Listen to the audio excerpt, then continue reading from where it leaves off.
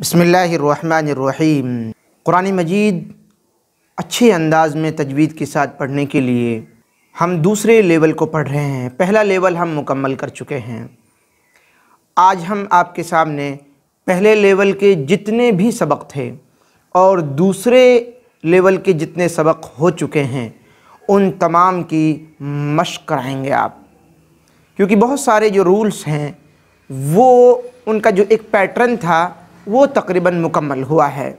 इसलिए हम आपके सामने एक मुकम्मल चार्ट पेश कर रहे हैं और वो ऐसा चार्ट है जिसमें अब तक हमने जो कुछ पढ़ा है वो तमाम की तमाम उसमें उसकी मिसालें मौजूद हैं।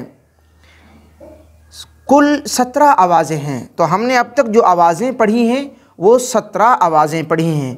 ये हमारी अपनी किताब है और उसमें एक पार्ट है इक़रा तजवीद के नाम से। हमने यहाँ पर ज़बर की आवाज़ें अलग की हैं, ज़ेर की आवाज़ें अलग की हैं और पेश की आवाज़ें अलग लिखी हैं बच्चों के लिए। हम देखते हैं कि एक नंबर पर बा से यहाँ पर मिसाल हमने रखी है। बा के ऊपर अगर ज़बर हो तो बा, या फिर बा के ऊपर ज़बर होगा लेकिन उसके बाद अलिफ़ आएगा तो हम बा उसको खींचकर पढ़ेंगे, उसको हमने अलिफ मद्दा भी सीखा है।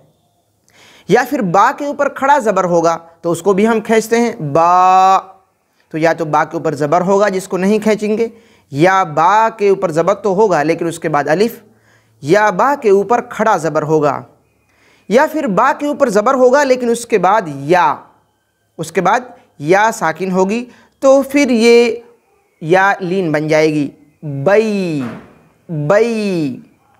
या बा के ऊपर ज़बर होगा लेकिन उसके बाद में वाव होगा और वह वाव साकिन होगा तो वाव लीन हो जाएगा तो आवाज़ बनेगी बऊ बऊ। या फिर बा के ऊपर ज़बर तो नहीं होगा लेकिन बा साकिन होगी और उससे पहले ज़बर होगा तो हम पढ़ेंगे अब जज़म के सबक में हम इसे पढ़ चुके हैं। या फिर बा के ऊपर ज़बर होगा लेकिन तशदीद के साथ होगा और उससे पहले कोई ना कोई हर्फ होगा तो हमने उसको हमज़ा लगाया है अब्बा अब्बा।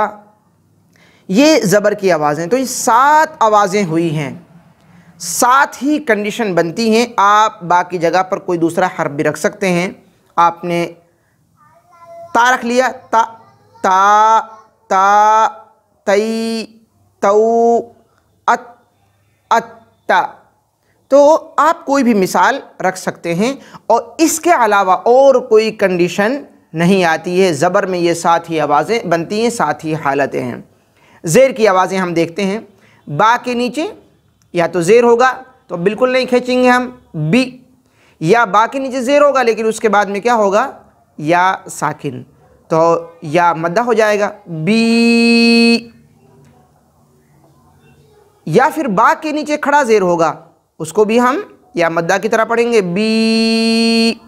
या बा के नीचे ज़ेर तो नहीं होगा लेकिन बा के ऊपर जज़म होगा तो उससे पहले ज़ेर होगा तो पढ़ेंगे इब।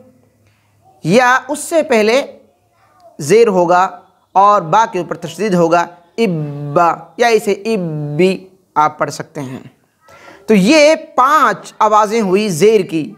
इनके अलावा और कोई शक्ल नहीं बनती है। आप सोचें कि बा के बाद आपने या तो लिखा है लेकिन जैसे ऊपर आपने बा के बाद वाव लिखा ऐसे यहाँ पर भी लिख दें तो आपको मालूम होना चाहिए कि ज़ेर के बाद में कुरान मजीद में वाव नहीं आता है।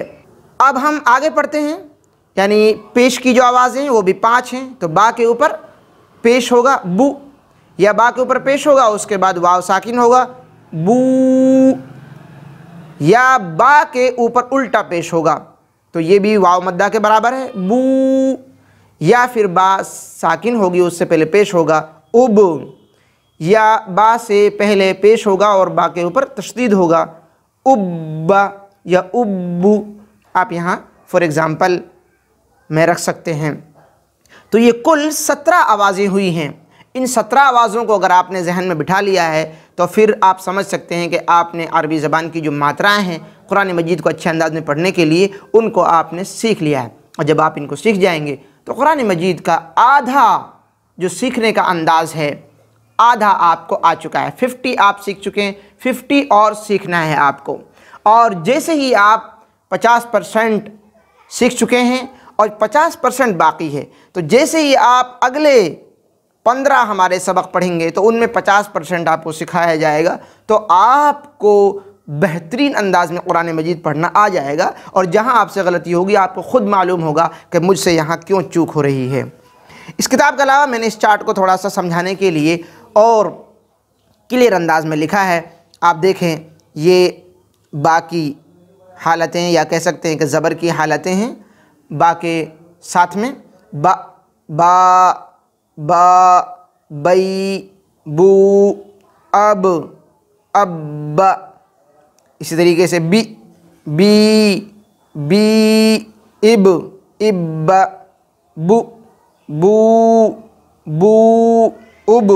उब। तो हमें ये मालूम हो रहा है कि बा के नीचे ज़ेर, यहाँ पर भी ज़ेर है, लेकिन इसके बाद यहाँ वाव नहीं है। इसका मतलब जब ज़ेर हो किसी हर्फ के नीचे और उसके बाद वाव नहीं आएगा। या इसी तरीके से आप यहाँ देखेंगे कि इस पूरी लाइन में जैसे यहाँ बा के बाद में अलिफ आया है, यानी बा के ऊपर क्या है, ज़बर है। तो बा के ऊपर अगर ज़बर हो तो उसके बाद में अलिफ आ गया, यानी किसी भी हर्फ के ऊपर अगर ज़बर है उसके बाद अलिफ आ सकता है। लेकिन दूसरी लाइन में हम देख रहे हैं कि दूसरी लाइन में अलिफ की मिसाल नहीं है, इसलिए कि ज़ेर के बाद में अलिफ नहीं आता है। इसी तरीके से पेश के बाद भी अलिफ नहीं आता है और पेश के बाद या भी नहीं है। तो ये हमें मालूम होना चाहिए और धीरे धीरे ये तमाम चीज़ें हम सीख जाएंगे।